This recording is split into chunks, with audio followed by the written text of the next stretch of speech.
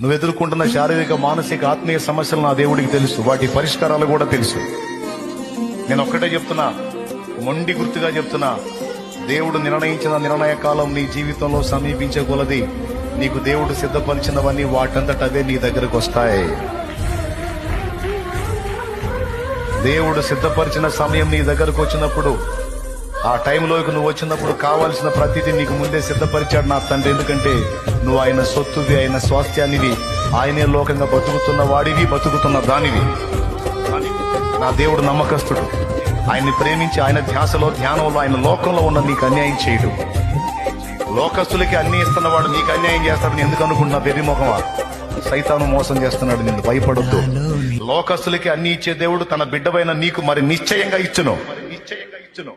ఇంకా చెప్పాలంటే ఆయన బిడ్డవైన నీకు దాచిపెట్టినవి నువ్వు అడుగు వాటికంటే, ఊహించే వాటికంటే కూడా ఉన్నతంగా ఉంటాయి.